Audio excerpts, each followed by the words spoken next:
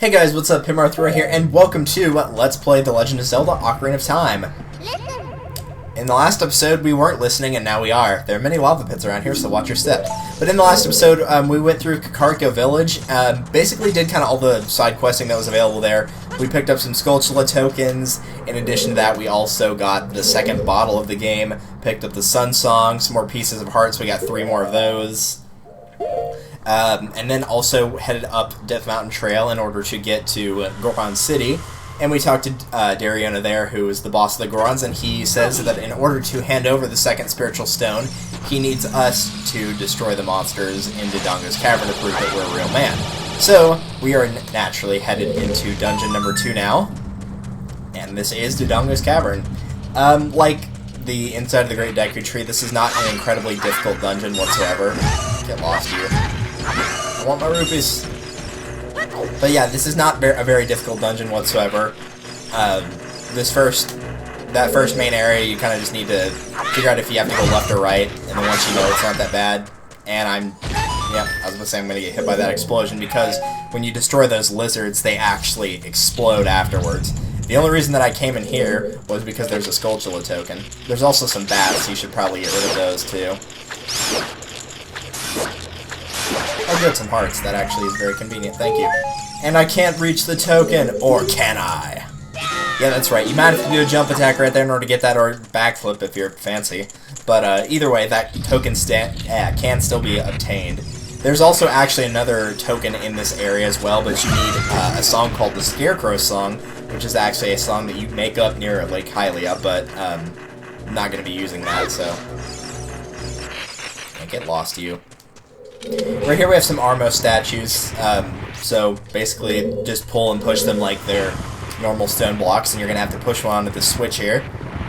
This blue switch is one of those switches that you can stand on it and it will activate, but if you have something not on it, like yourself or some kind of object, then the switch will just raise back up, so make sure you've got something to hold it down in order to progress through. Rupees. And here we are into our first mini-boss of this dungeon anyway. I'm going to get some Deku Sticks going here. These are Lyssalphos. They're very easy. Basically, all you have to do is wait for them to make a move, and then attack them after they do so. So just shield whenever they attack you. There are 2 of them, so fair warning about that. Shield and jump. Whenever they take a certain amount of damage, they will run away from you, but after a while, they'll get their courage back and come to fight you again, so just give them a little bit of time, they'll come back. They always do. So yeah, 2 jump attacks with the Deku Stick will kill one. You can just use normal sword slashes on them, but it is going to take longer. And whenever they decide to run away is relative to the damage they've taken, so the fastest way to do it would be Deku Stick jump attack, so that is the power of the Deku Stick. Is this the right way? No, it is not. It's the wrong way. This is the way we came from. I always get turned around in this room because it's kind of a circular area. I know we don't have the map, so it's kind of hard to tell. And I think the map was actually back in the first room. If you took a left on that intersection, you could go and get it, but it's okay. I think we can pick up the compass, though. Not that it'll be much use without the map, but if you go back here, after picking up a bomb flower, you should be able to bomb this. I'm pretty sure this is where the compass is. I don't think this is the map. Well, maybe not. This just looks like a scrub salesman, and I know he doesn't have like any kind of upgrade for you, so he probably just sells stuff like Deku Seeds for your slingshot or something. Well, that's disappointing. So in this room, you're going to need to get a Deku Stick and then light it right there, and run across the room and light 3 torches. 1 right there, 1 right there, and 1 right here. They're all in a line, so they're very easy to get. You can avoid the enemies that are in here. Those are Dodongos. But if you do want to fight them, all you have to do is wait for them to make a move, and then get behind them and attack their tail. Not incredibly difficult. So at the end of this section, you'll come and step on a switch which enables you to go to the other side of this area now in order to progress. That might be where the map is, actually. I do want to pick up the map and the compass just as much as I can. But like I said, I'm not going to make it a big deal, but it does make it easier for you guys to tell where I'm going if I have them. No, that is just a gossip stone. That's not important. Basically, if you slash one of those with your swords or talk to it, I think, it will just let you know the time in-game of what it is. So if it's dark, it will say it's, you know, I think 2,300 hours, since it goes by military time. I'm pretty sure the map is in this room. For those of you that know your Zelda, yep, there it is. For those of you that know that your Zelda, generally speaking, in dungeons, the map is pretty close to the entrance. It's usually not that far away. There's the map. Alright, very nice. Unfortunately, it is kind of hard to tell without the compass. That guy over there will sell you a Deku shield for 40 rupees if you need it. I don't need it, but I would recommend you switch to your Hylian shield for this dungeon, because there are fire-based enemies that will show up in the latter half of it. And if you get hit by one of those, your shield's going to burn. Even if you're not using it, it will burn, so... You do want to make sure that you have that Deku shield as well, because remember, just keep in mind that, like, if you're trying to reflect an attack, like I was with the Deku Scrubs in the first dungeon, you actually need to have the Deku shield. The Hylian shield will not reflect those attacks.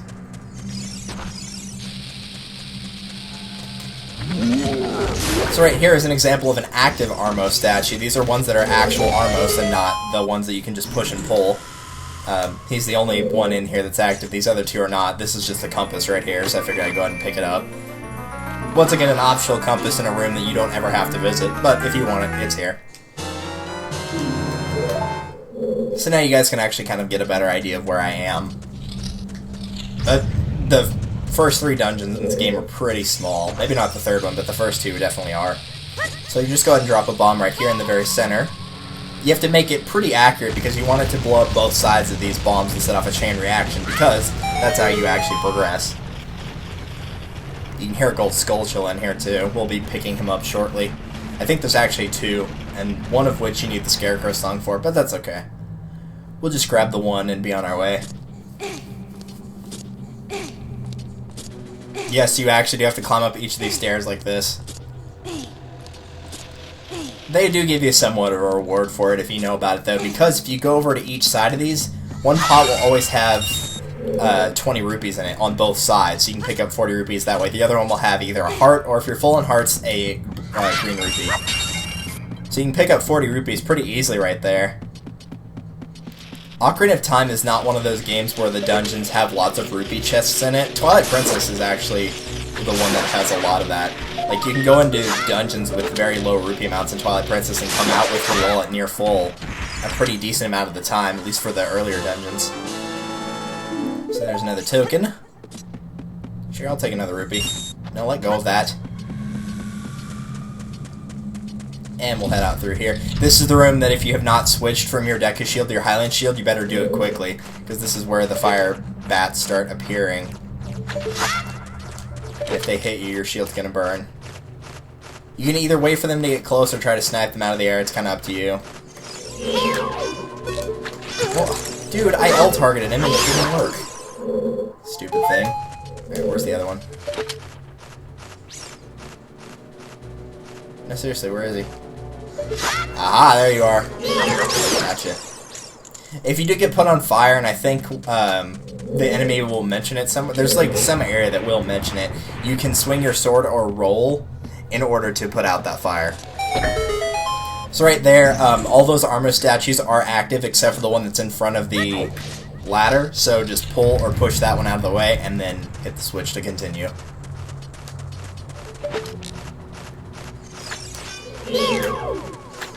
Beating the keys here are completely optional. You don't have to fight them. If you want to run past them, you're more than welcome to. It's kind of up to you. I should probably be running past them, to be perfectly honest. And... surprise! There's an enemy right here.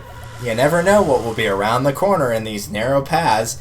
Now, the funny thing about this is they say use L targeting, Z targeting, since it's N64 Virtual Console, to make sure you're looking in the right direction. They tell you this again in the like whenever the second half of the or second third of the game starts. So they mention it to you multiple times how to do it, even though it's used in a situation pretty similar to this one, where you're using it to look around pathways. Of course, in that case, it's actually beneficial. But those are just saw blades. Just run past them whenever they're not, you know, right next to you. Right there, you just have to throw a bomb with relatively decent timing. It might take a couple throws, but it's not incredibly hard. And once you get it, you'll be able to progress. Another eye switch. We saw these in the first dungeon, so not much I have to explain there. Just go in between those two, and then hug the wall on either side to get past that third one. And guess what? More Alphos. And jump. I will give you fair warning, that jump between where the Alphos was there and then the actual... Oh, that didn't count. Hey. Jump and hit. It is kind of weird right there, so just a fair warning about that. Whoa, the camera was not happy. Alright, that's one. Yeah, that's why I say you want to avoid L targeting these guys unless you're actually, you know, in the midst of fighting one, because Link won't jump as far, and so you'll just fall. They don't drop any item or anything, but yeah, this jump right here is kind of weird, so just fair warning about that. If you actually head out here, you can go and see the area where you fought the first two Alphos. There's also some hearts up here if you want them as well. You can also see kind of a lava fall here. So that's kind of cool. That platform's actually very easy to traverse, so even though it looks like it's pretty narrow, it's not that bad. You're probably thinking, why would they give you the same puzzle? Well, it kind of is. There's the first one. The second one is over here. Now, keep in mind, these switches are timed. You're not hearing the little timer music, but they are timed. Eventually, if you wait there too long, the fire will come back, so make sure that you don't just stand around. Like, you've got plenty of time, but you can't stand there all day and expect it not to come back on. Right here, we have a treasure chest, which is our dungeon item, because we picked up the map and compass, so we know it's the dungeon item, and that is the bomb bag, or basically just the bombs. This means that you'll have bombs. As long as you have bombs, then you can basically carry them around everywhere. So there's 20 bombs inside already set for you, ready to go. So now we can use bombs whenever we need to. Which is actually a pretty good thing, because we're pretty close to finishing the dungeon. Right here is another switch that will make one of those 3 platforms that was in that center area actually rise up to the 2nd floor. So if you manage to, or if you accidentally fall down, you'll be able to get back up using that. So pretty useful.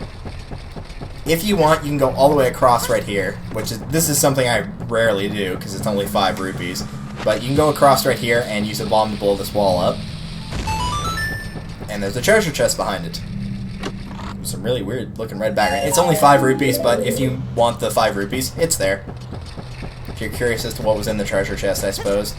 Now, if you look at the sign that's back there, which I did not do, but there is a sign back there that you probably noticed because I walked past it. It will say that the Dodongo's mouth will open whenever its eyes see red. In order to do that, you'll come over here and drop a bomb down on either side, and then those will turn. The bomb will make his eyes turn red. I'll go ahead and show you where the sign is before I jump back down here, because we're just going to jump down and head through that door.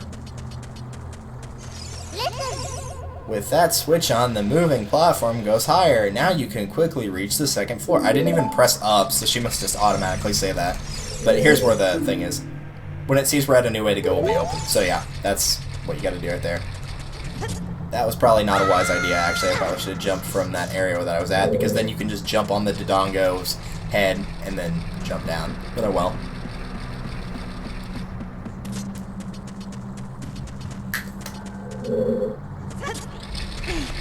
Yep, well, that works too. Okay. Point is, we gotta go in here.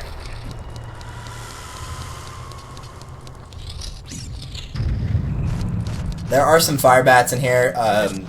You can ignore them. Usually this one will come to get you almost immediately if you're heading this way, though. So, fair warning about him. Like, if you're climbing up this platform, he'll probably get you while you're climbing up. He almost always does to me, so just a fair warning. This is pretty much the last of the dungeon, too, is this really small puzzle right here. Okay, there's one. I've also noticed that for the most part, if you're relatively low on health, fire bats are pretty good about dropping health for you, like in hearts. I stopped hearing him move, so I figured he was going. But there is a small block puzzle right here. You actually only have to push this first one because you can grab and climb this. And what you're supposed to do is push this block down here and then push it across to there so you can reach this one. But you can actually climb up right here and just jump across flat out, and then just push this one down if you wanted to. And there you go. Back in that room, I think it's just a Skulltula token. We can go ahead and check, I guess. We got time. Because I'm actually curious. I don't remember what's in there. I'm pretty sure it's just a Skulltula token. Actually, do you even need the... I don't know if you need the... I know you need a bomb to blow that up, but I don't think you need...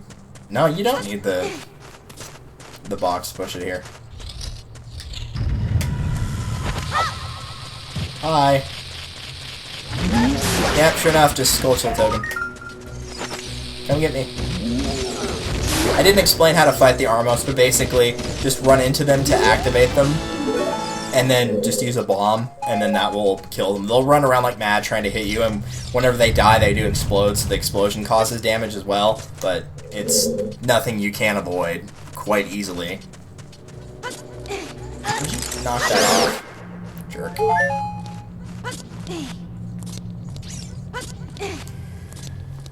So yeah, if you want the token, it's there. Usually I skip that room, but it's there if you want it. That is not the right one, but I'm gonna go ahead and pull out the bottle anyway. Because there's a fairy in that pot right there. The fairy is probably the most useful thing to store in a bottle. Basically, if you die, and you have a fairy in your inventory, the fairy will come out of the bottle and resurrect you. You can also use it at any time by just using the bottle as if it were an item, and it will just have Link pull out the fairy and use it. So it is a very, very useful thing to have. The reason we never saw one of those in the first dungeon is because we didn't have any bottles yet, because the first one we got was at Lon Lon Ranch, and that was after the first dungeon. And you will not be able to exit Kokiri Forest until you've beaten that dungeon. There's actually a guy blocking the entrance. Never showed that, but he is there. So now that we have this block available, we're just going to take this and kill the fire bat and steal his heart. You guys are all coming after me. Get. So we can get him with a slingshot.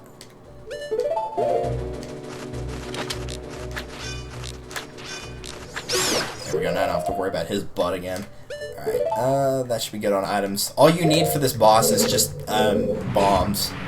You can use the Deku Sticks if you want, I will be. You don't need them though, just bombs will do. And 20 is plenty, trust me, you're not gonna run out. There are bomb flyers in the area anyway, but you're not gonna run out on 20 bombs. This boss is easy. This is an easier boss than Goma, in my opinion. So go ahead and set a bomb down right here, and then go ahead and open this chest.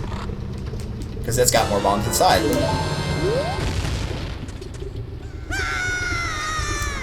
And here we have it, the boss.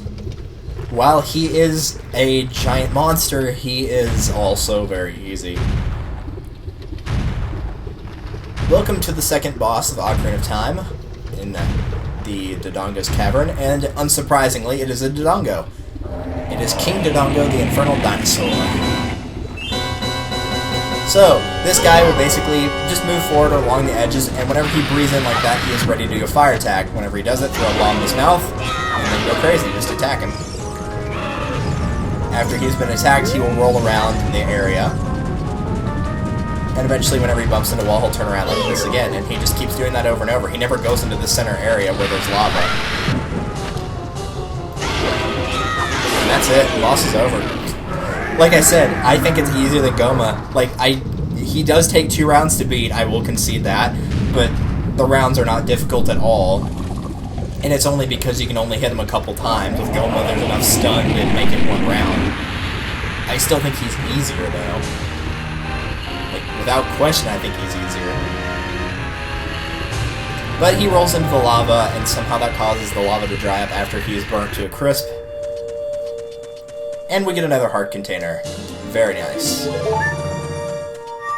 you go, that's the end of the dungeon. Okay, so that did only take 1 video. I'm not sure about the 3rd dungeon. That might take 2. I'm not entirely certain. That dungeon's not... The boss for that one's not hard. It's the hardest of any we've fought so far, but that doesn't really mean much. He's kind of weird, though. Something about the water bosses are weird. Ow. So thanks to us, they can eat the rocks from Dodongo's Cavern, so... Not only did we destroy the Dodongos and fix that problem, but we also fixed the shortage of the bomb flower crop because most of them are in there, and also fixed the hunger and starvation issue because they can go in there. So we fixed all 3 of his problems, actually. So he mentions that all of his problems might have been caused by the Gerudo thief Ganondorf because they refused to give him the spiritual stone. So he says, how about you and I become sworn brothers? There's no big ceremony involved, just take this as a token of our friendship. And true to his word, he gives us the second spiritual stone, the Goron's Ruby.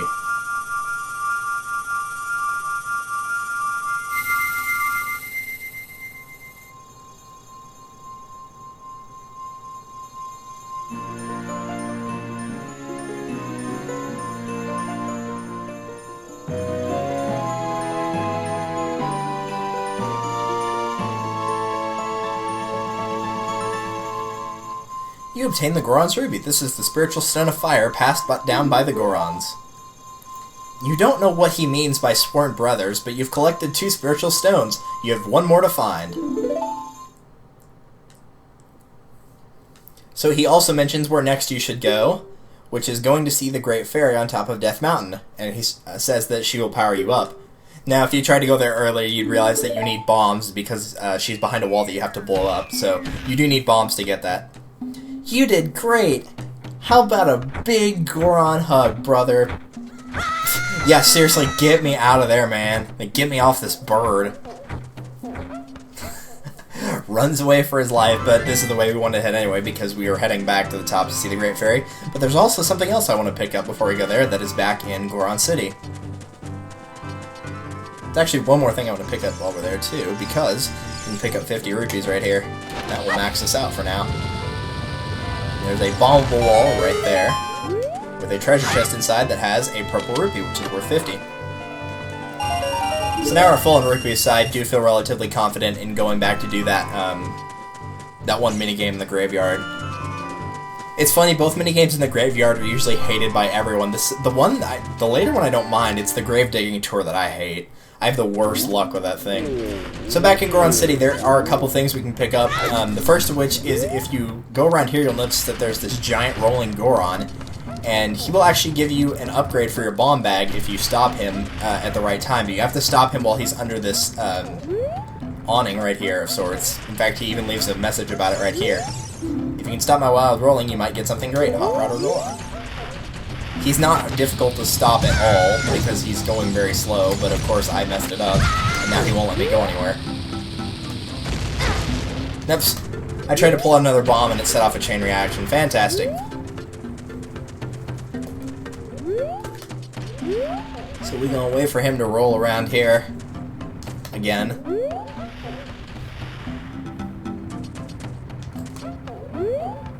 You do want to pick up this upgrade first, by the way. I'm not sure if this is for Virtual Console, but I remember on the initial N64 version that if you pick up the second bomb bag upgrade first, it actually locks out the first one. So make sure you get this one first. There you go. Hi. Alright, I'll give you this in praise of your courage. You get a big bomb bag. Now you can carry more bombs, up to 30 in total. You do want to pick up at least one of the bomb bag upgrades. I wouldn't say you need both. Kind of like the slingshot, you don't need both. But 20 bombs is pretty low for an amount, so 30 would be nice. 40 is probably a little bit overkill, but, you know, better to have them and not need them once again. Let's pull another Deku stick here. You can see why I said the upgrade helps, though, because remember we had 20 and I'm down to 9. If I'd only had 10, then I wouldn't have any left. I would have used everything I had, so... Mostly on the Lysalphos and boss, but whatever. So go ahead and light these torches. And once you do that, the Goron Urn will spin right round, along with Link, like a record. Put that away.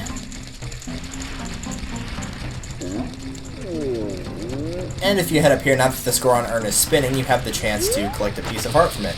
All you gotta do is throw a bomb inside of there, and it will explode, and then this urn will start to rotate around, and depending on the face that shows up on the front will depend on your reward. You want the one that's smiling, obviously, which is that one right there.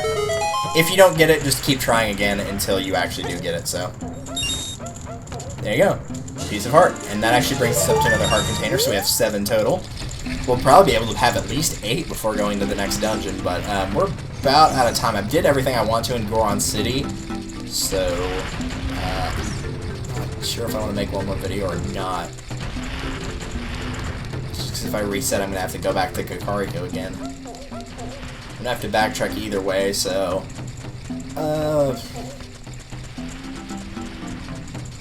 I'm trying to think about my upload schedule. Give me a second here.